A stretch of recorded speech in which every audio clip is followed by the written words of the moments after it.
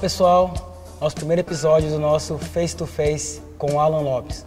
Hoje vamos trazer uma pessoa muito importante para nós, que será o nosso Afonso Arias, que é o nosso grande amigo aqui, que tem uma história muito bonita para contar e que vai, com certeza, trazer aqui muita informação para vocês, onde vai fazer com que vocês fiquem muito inspirados.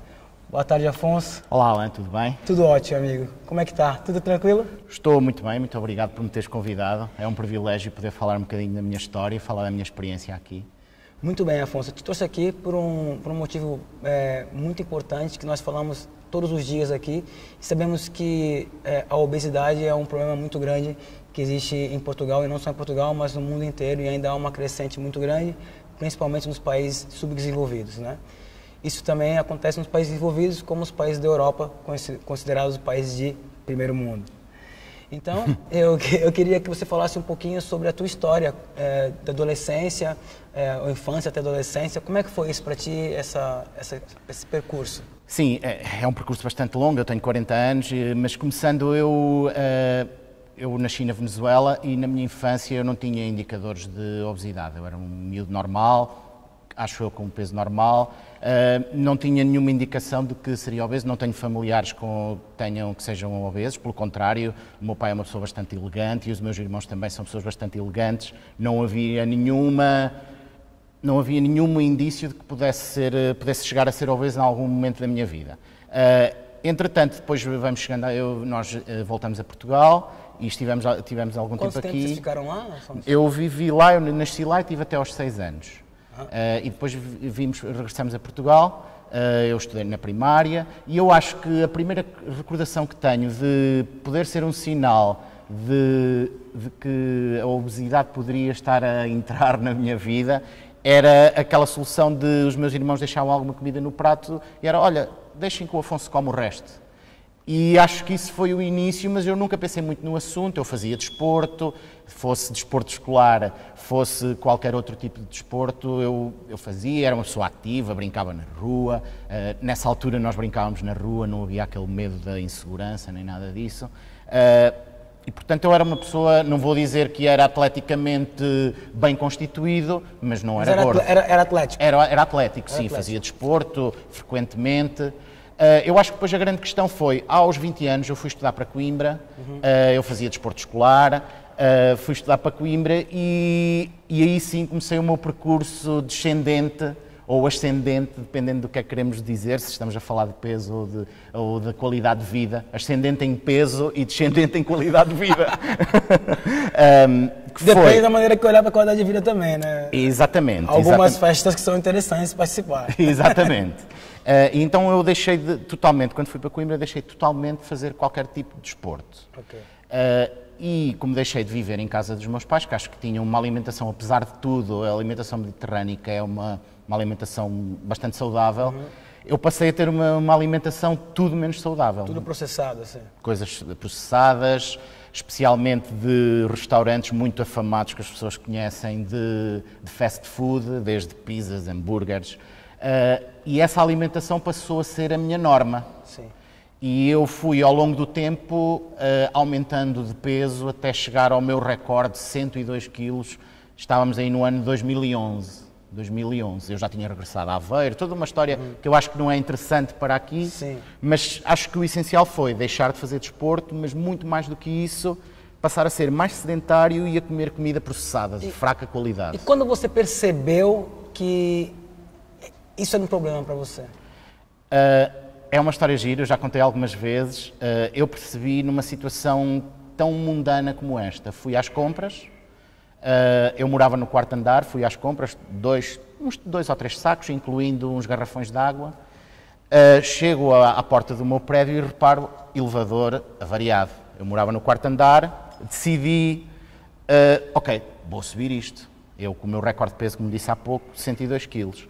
Fui subindo, quando cheguei lá acima, fiquei com aquela sensação, ainda hoje parece que viajo para aquele momento, quando falo nisto, que fiquei com a sensação que tinha corrido uma maratona. Eu estava completamente... Isso estamos a falar de 4 andares. Não é nada de extraordinário. Eu agora subo 300 andares, na boa.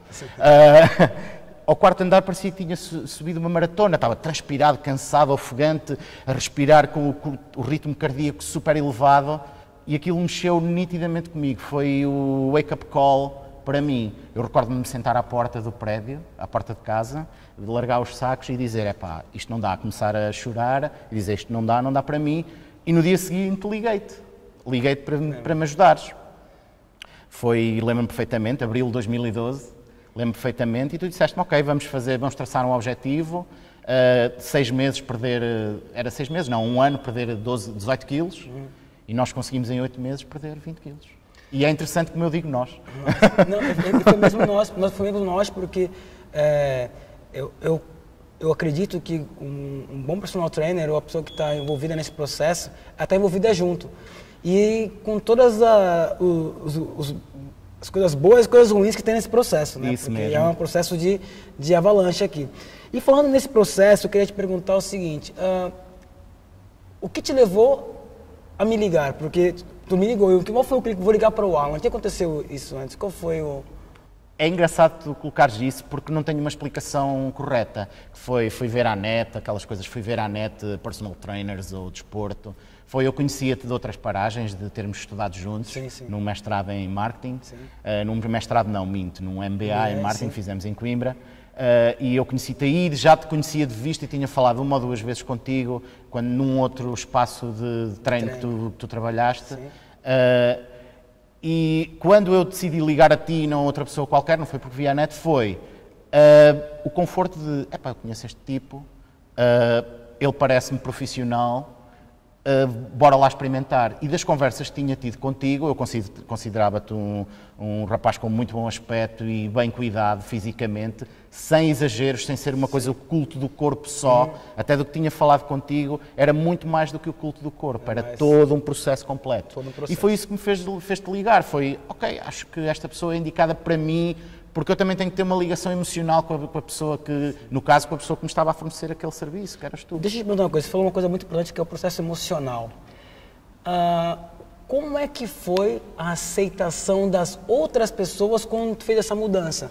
Porque é difícil para as pessoas, eu acredito, em algum momento, aceitar que tu está mudando de alguma forma, né? Como é que foi isso? Às vezes eu tenho alguns feedbacks de quase 20 anos de carreira, que acontece assim, alguma retaliação. Houve isso com você? Não houve? Como é que foi esse processo? É muito engraçado, e eu vou dizer isto e não é politicamente correto e vou olhar para aquela câmara para dizer, que é, os vossos amigos mentem-vos constantemente e fazem de conta que são vossos amigos, não acreditem neles.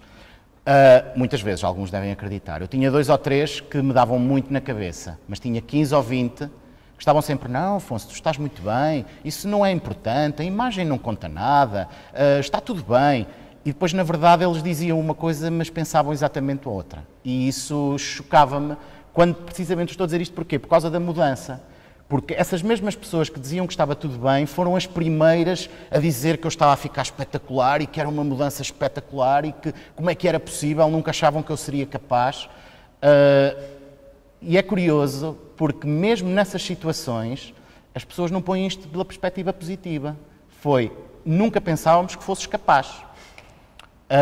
Logo, perspectiva negativa de ajudar, de uma pessoa a tentar resolver os seus problemas. Agora, genericamente, a minha família, os meus amigos próximos, aqueles que me davam na cabeça e diziam, Afonso, estás gordo, tens que ir trabalhar, tens que ir fazer alguma coisa por ti. Esses apoiaram-me sempre, estiveram sempre do meu lado e, curioso, começaram-me a pedir dicas sobre como me alimentar, viam-me a comer ou viam-me a treinar e diziam, Afonso, como é possível? Tens alguma dica para mim? Eu também quero fazer isso. Isso foi interessante e fez-me sentir orgulhoso e é bom, acreditem nas pessoas que vos dizem as coisas às vezes mais dolorosas, mas que vos dizem com sentimento e que estão ao vosso lado, mesmo quando dizem as coisas mais dolorosas. Isso é muito importante. É muito importante. E nesse processo, Afonso, eu acredito que, não sei, houve algumas pessoas que se afastaram, algumas pessoas que se aproximaram. Tu conseguiu motivar alguém que tu achou que também estava no mesmo processo que você? Se conseguiu, com o teu exemplo, motivar alguma pessoa? Olha, vou-te dar 2 exemplos e não tem a ver com perda de peso, que é outra questão da transformação, muito mais, e eu creio que vais-me perguntar sobre isso, que foi o meu irmão e a minha cunhada e a minha irmã e o meu cunhado, toda a minha família nuclear passou a ter uma vida muito mais ativa. O meu irmão passou a treinar com alguma frequência, a minha cunhada treina com alguma frequência, cuidado com a alimentação, a minha irmã é nadadora já há imenso tempo, o meu cunhado Uma ótima também. nadadora, por sinal. Sim, ela faz bastantes coisas e começou como master. Eu costumo brincar com ela e dizemos, nós começamos a fazer desporto e a amar um desporto depois de velhos. Ela começou com 34 anos, eu comecei com 34 anos. Ou com 33, acho que isso já é uma quebra de uma barreira aqui, de um estigma que nós temos que, olha, isso é para novo, né? Eu tô velho para isso. A minha vida, minha mãe é assim, meu avô é assim, meu pai é gordinho, meu pai é obeso, e eu sou assim porque todo mundo é obeso na minha família, não tem jeito. Sim, muitas vezes nós justificamos a nossa inação e o nosso sedentarismo com genética. Isso é um problema genético. Os meus pais sempre foram assim. E, portanto, eu acho que é a desculpa fácil para não fazermos nada. Sim. E para não mudarmos nada. O ser humano é avesso à mudança. Em qualquer que seja a situação, profissional, pessoal, amorosa, em qualquer situação nós somos avessos à mudança. Mais que os outros. Uns mais que outros, mas temos que lutar por isso, temos que lutar por essa mudança. E eu orgulho-me todos os dias de ter pegado naquele telefone e ter falado contigo. E eu também. E há pouco falavas, eu queria dizer que a questão da idade, não sou velho para fazer, eu ouço constantemente isso ainda. Não, já sou velho, já não... Não, eu treino com pessoas aqui neste magnífico espaço onde estamos a filmar, a gravar este vídeo, este episódio.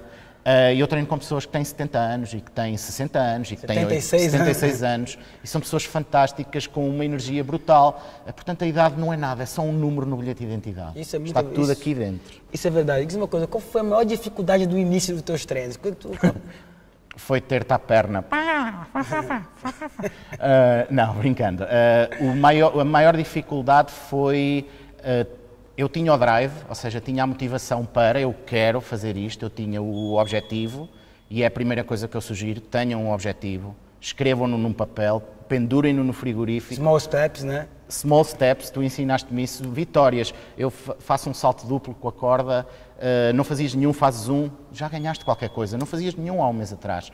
E valorizar as pequenas conquistas, passos, né? Exatamente, valorizar as pequenas conquistas, porque de conquista a conquista, somando as conquistazinhas pequeninas, temos uma grande conquista. Isso é um processo que acontece muitas vezes na perda de peso. Às vezes a pessoa chega aqui ou para mim, ou para algum outro profissional da área, ou para um nutricionista, ou para um outro personal trainer, ou até para um endocrinologista, e ela quer o resultado já. Ou seja, passo 20 anos com um estilo de vida e quero que o meu corpo reaja já.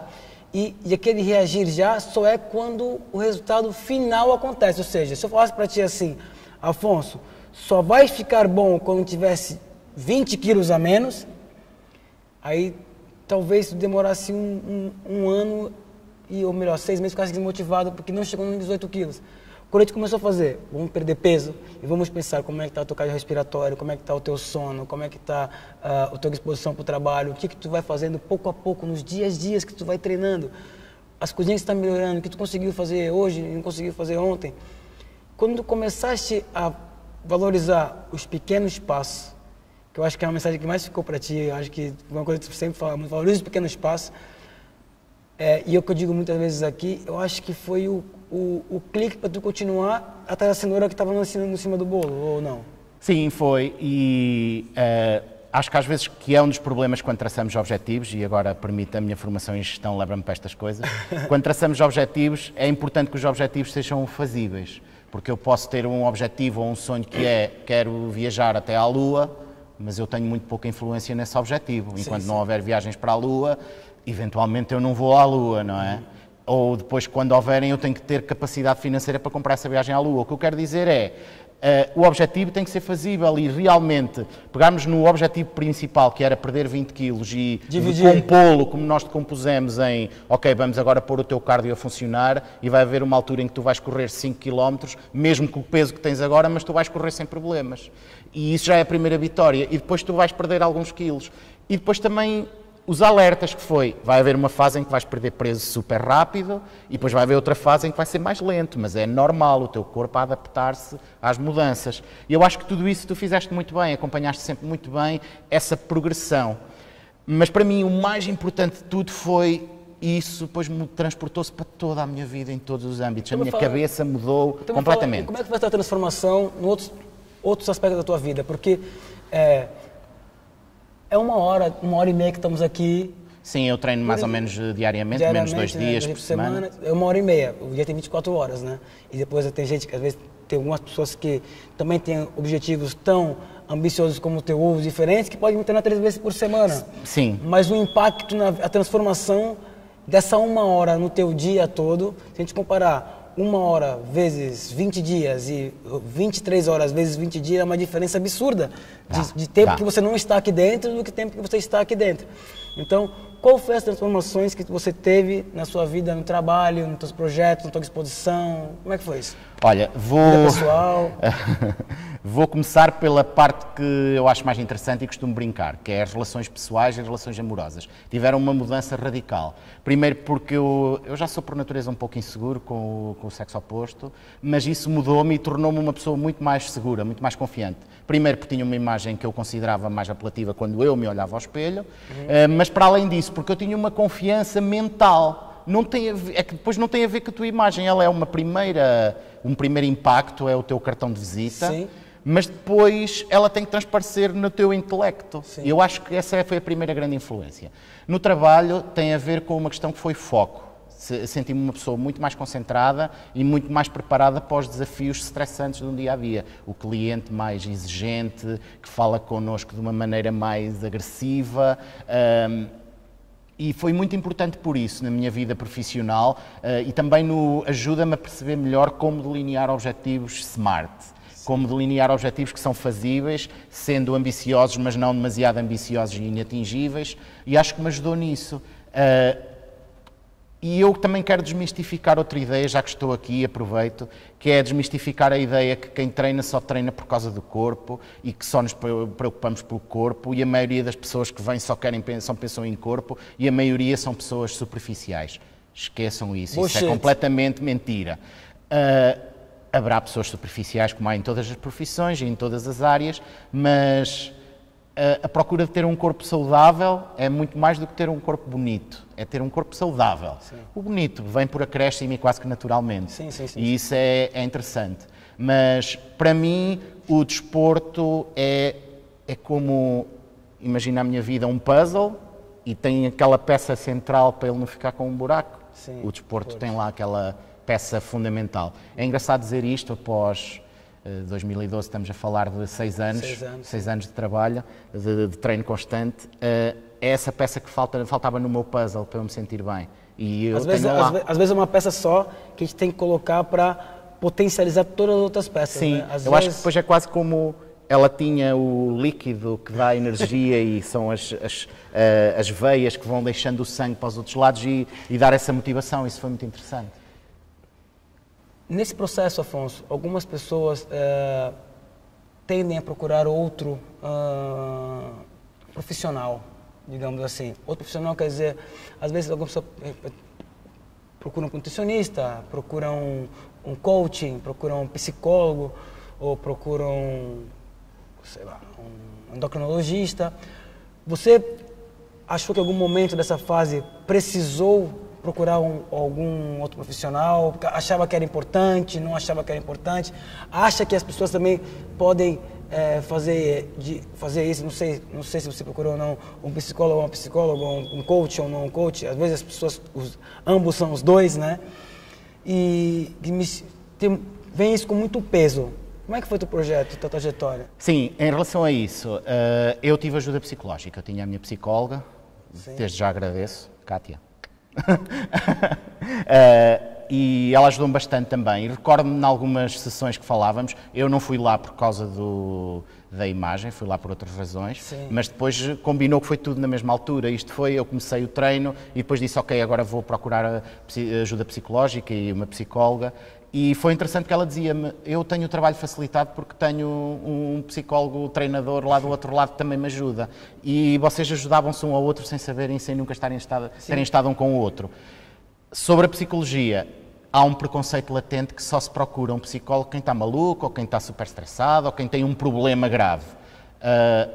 Eu ainda hoje vou, talvez uma vez por ano, vou ao psicólogo, porque é um momento excelente para falar com uma pessoa que não tem filtros nenhuns para me dizer exatamente o que pensa, ainda por cima depois com ferramentas profissionais, e isso é espetacular.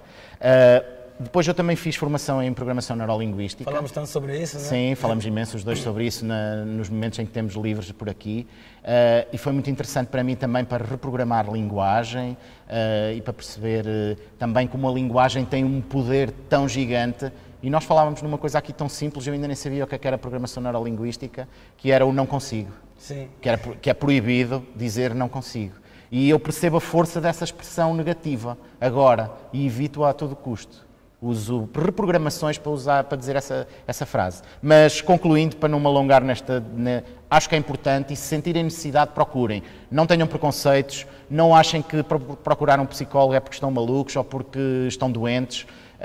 Podem não estar doentes, mas vai-vos ajudar com toda a certeza, tenha certeza disso. É que muitas vezes a pessoa tende a achar, ou que não, se tiver, está no limite, né? Está no fundo do poço, não estou no fundo do poço, e não entendem a encarar isso como mais uma ferramenta para te ajudar a potencializar a tu não ir para o fundo do poço ou sair lá mais rápido.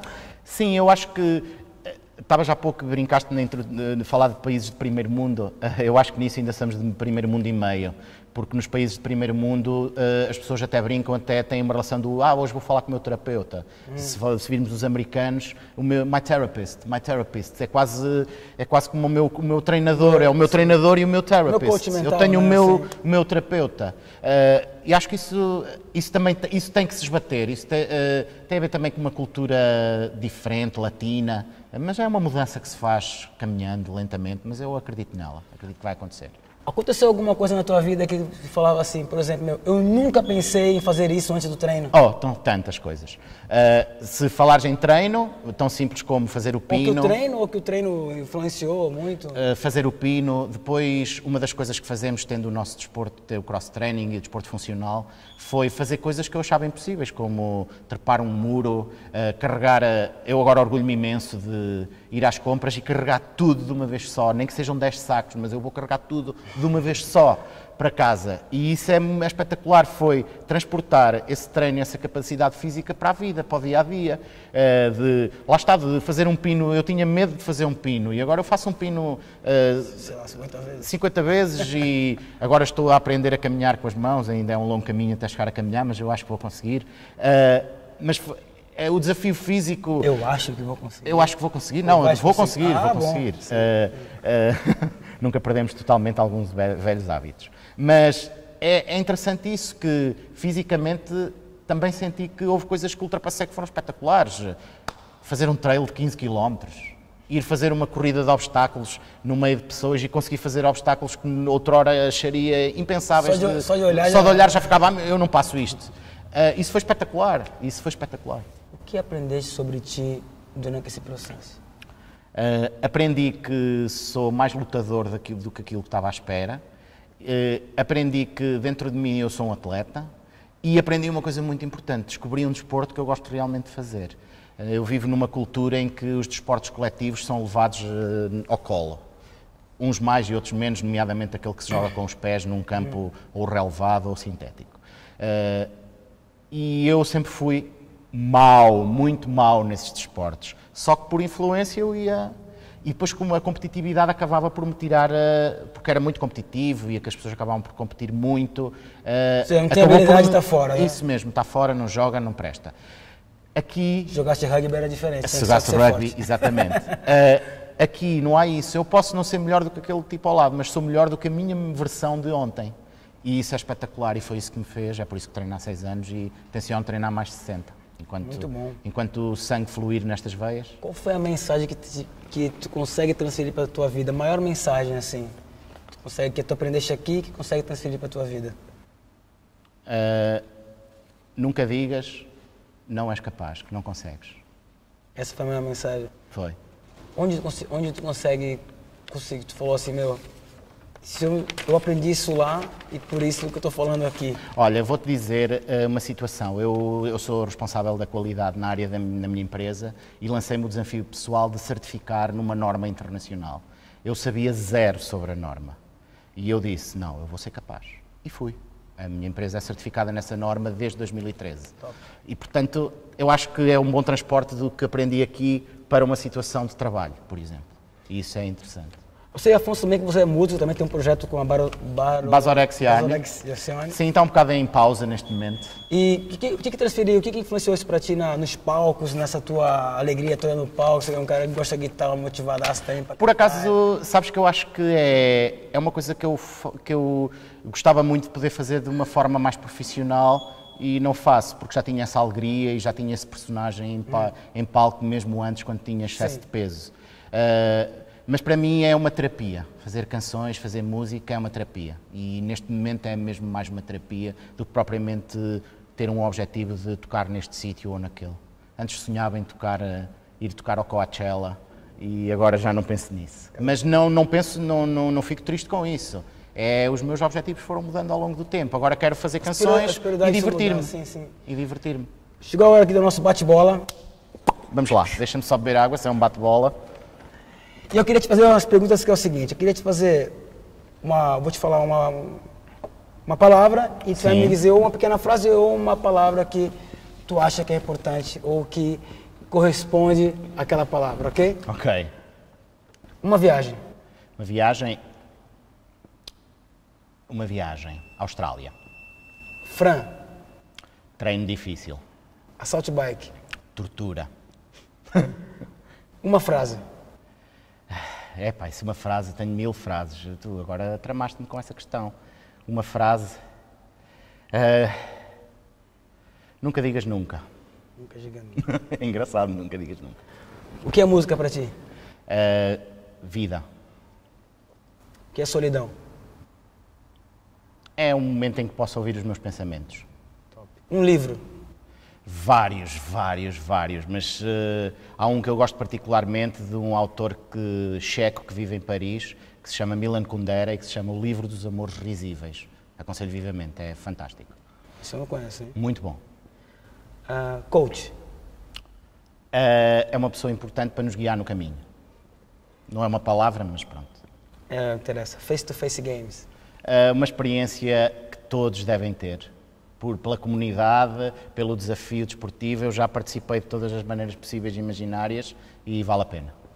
Última pergunta. O que o Afonso de agora diria para o Afonso de há 6 anos atrás e o que o Afonso de 6 anos atrás diria para o Afonso de agora? O Afonso de há 6 anos atrás diria-me qualquer coisa do género: eu não posso usar calão, não vou usar, mas diria qualquer coisa: man, tu estás o máximo. O Afonso de agora diria ao anterior: acorda, seu calão, vai trabalhar. Vai trabalhar para ti, acorda, és bem melhor do que isso. Era isso que eu diria. Uma frase para os jovens e adolescentes que estão passando por processo de obesidade ou para os pais, o que você diria para eles, uma mensagem? Vou dizer uma coisa que tu me disseste no início, que foi, muitas vezes as pessoas acham que só o treino é suficiente para melhorarmos descermos o nosso peso. Não é. 50% ou mais é aquilo que nós comemos. E muita importância à alimentação, é muito importante. Podemos cometer pecados, não há mal nenhum nisso, mas não fazermos disso um sistema. Isso ajuda-nos a melhorar. Acho que é a grande mensagem que tenho. E não desistam. O caminho é longo e tortuoso, mas a bandeira lá no fim vale mesmo a pena agarrar. E também pode ser longo e tortuoso, mas também pode ser agradável de muitas descobertas, né? Sim. Porque às vezes também o que pode ser tortuoso pode ser de uma grande descoberta, é a maneira que a gente olha para as coisas, né? Sim, depois eu não disse isso e também acho importante que uma das coisas que ganhei aqui foi alguns amigos para a vida e pessoas com quem tenho relações bastante profundas e isso é espetacular. É o melhor que se leva desta vida e acho que isso é o que me faz viver e o que faz valer a pena estar neste planeta chamado Terra. Obrigado, Afonso. Valeu. Foi o primeiro de muitos. Um abraço e até o próximo Alan Lopes Face to Face.